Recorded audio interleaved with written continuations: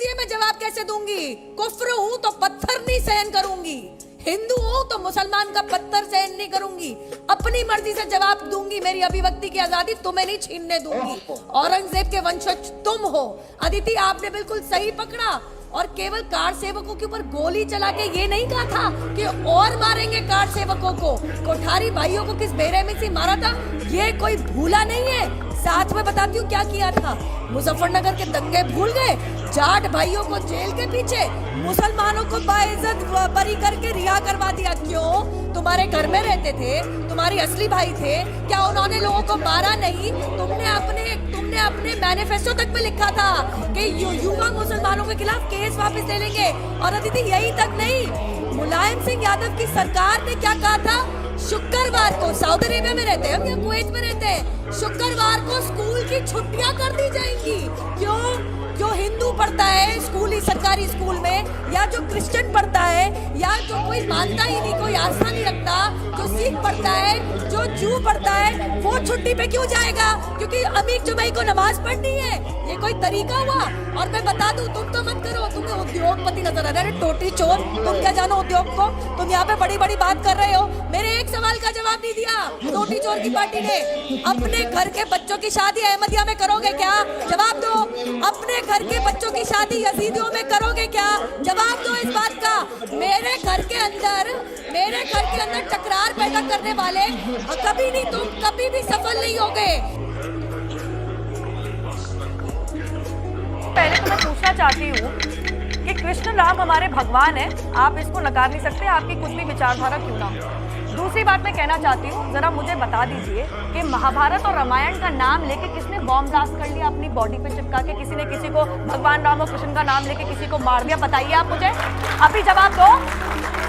दूसरी बात, और बहुत अहम बात है, यूनाइटेड नेशंस के अंदर ऐसा कौन सा हिंदू ऑर्गेनाइजेशन और ऐसा कौन सा हिंदू धर्म को मानने वाला इंसान है जिसका सैंक्शन कमेटी ने बैन लगाया है? जवाब दो, जवाब दो। हिंदू धर्म को मानने वाला एक इंसान नहीं, एक सबूत नहीं, चाहे वो मक्का मस्जिद ब्लास्ट का केस हो, चाहे वो अजमेर शरीफ का केस हो, चाहे वो समझौता एक्सप्रेस हो, जिसमें आप नहीं मानते, देश का कानून मानता है, और देश का कानून संविधान सर्वोपरि, आप नहीं है।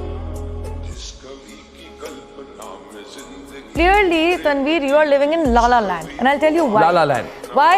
Because you say obviously the BJP is going for tukre tukre.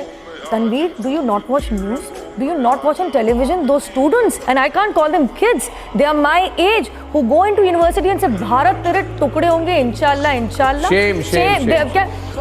One second, Bharat की, please allow me, भारत की बर्बादी तक जंग रहेगी, बंदूक की नोक पे लेंगे आजादी। किस चीज से चाहिए भैया आजादी? And who goes and supports them?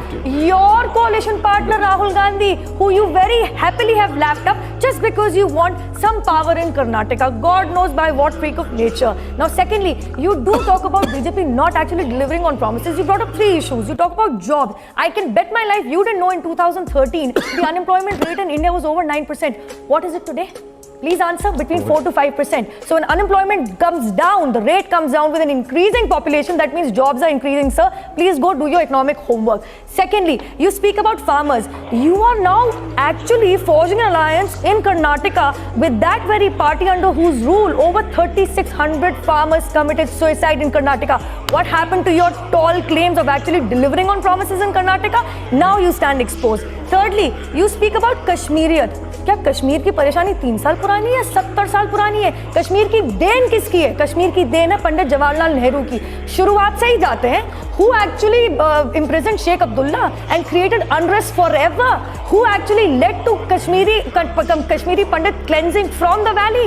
It was actually the NC supported by the Congress party. And let's not also forget the unrest of 2010 and 2013 in the valley.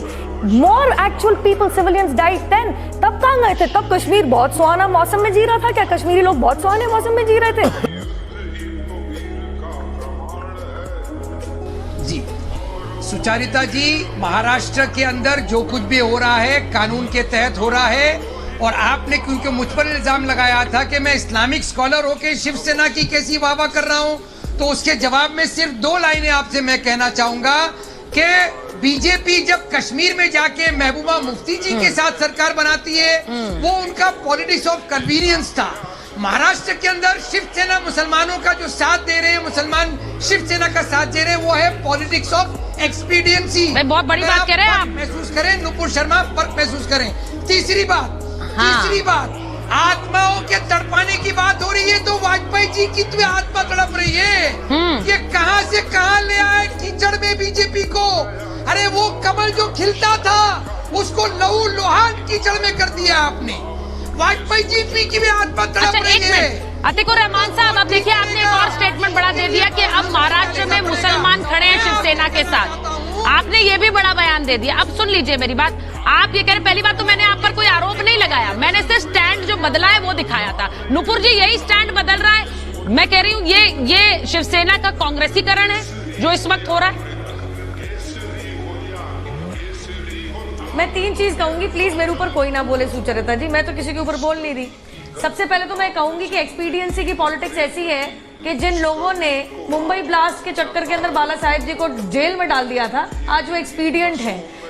जिनका बकायदा रॉ अफसर इनके सूद एक सार्वजनिक इंटरव्यू में आके कहते हैं कि शरद पवार के डाकू इब्राहिम के साथ बहुत गहरे लिंक हैं, उनके साथ हाथ मिला लिया शिवसेना ने। वाह क्या एक्सपीडियंसी, ताली बजाऊंगी इसी एक्सपीडियंसी को शिवसेना की। इसलिए तो पालगढ़ के साधुओं की लिंचिंग हुई, इसलिए तो उनकी ऐसी बेरहमी से मृत्यु हुई। लेकिन अब मैं 3 चीज कहना चाहूंगी, ध्यान से सुनिएगा। ये कहा गया यहाँ पे कि सीएम की भावना भड़क गई जी, ये कह देने से कि तुम्हारे घर के सामने हनुमान चालीसा पड़ जाएगी। पता है इससे मुझे क्या याद आया? हनुमान जयंती में जब दिल्ली में हनुमान जयंती का शोभा यात्रा निकाली जा रही थी जामा मस्जिद के बाहर से, तो वहां पे मस्जिद के अंदर के जो मुसलमान थे उनकी भावना कैसे भड़की थी। तो आप तो अपने आप को एक्सपोज कर रहे हैं। शायद उद्धव ठाकरे शायद मुसलमान बन गए, शायद शिवसेना के जो प्रवक्ता है उनका यही कहना था। दूसरी बात, अतिकुर रहमान ने क्या कहा शुरुआत में? अंधविश्वास है, 72 हूर मिल जाएंगी अगर जिहाद में सुसाइड कर लोगे, सुसाइड बॉम्बर बना लोगे। ये अंधविश्वास नहीं है। अल्लाह अकबर कर कह के तुम बम फेंक दोगे, आतंक फैला दोगे, ये अंधविश्वास नहीं है। दूसरों का सड़क रोक के 5 बार जुम्मा नमाज पढ़ लोगे, ये अंधविश्वास नहीं है। हनुमान चालीसा पढ़ना बड़ा अंधविश्वास है। ये जो कम्युनल बिगटरी दिखा रहे हैं ना, ये अपने घर में रखे, टीवी पे सार्वजनिक करने की जरूरत नहीं है। और तीसरा क्या कहा गया कि सीएम के घर के बाहर सड़क रोक दी। क्यों? जब आप 5 बार नमाज जो पढ़ता है, जुम्मा नमाज जो करता है, आप उसको परमिशन देते नहीं हो, आम जनता का रास्ता वो रोकता है, तब क्या आम जनता की जिंदगी रोजमर्रा की त्रस्त नहीं होती? क्या मुख्यमंत्री तुम्हारे भगवान ने भेजे हैं क्या ऊपर आसमान से नीचे? मैं एक बार बताती हूँ कि कल कोर्ट ने जो टिप्पणी की, नुपुर जी आपने जो बात कही है, अतिकुर रहमान